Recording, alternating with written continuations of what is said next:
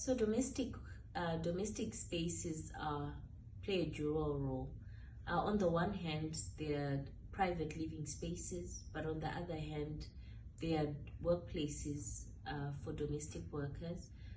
In South Africa, we have over almost 1 million domestic workers, and 90% of those domestic workers are women.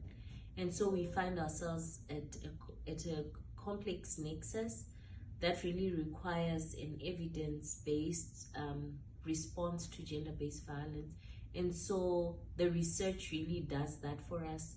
The kind of recommendations that the research produced allow us to make some policy and advocacy recommendations.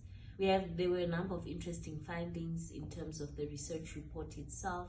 One of those findings is that the way that domestic workers are perceived really make them more vulnerable to gender-based violence. The second issue is that domestic workers really are not reporting when sexual harassment or gender-based violence happens because the domestic work sector is unregulated. And so the report makes some recommendations around some policy changes. There's recommendations around domesticating international treaties, which really point to a need for making GBV services accessible to domestic workers.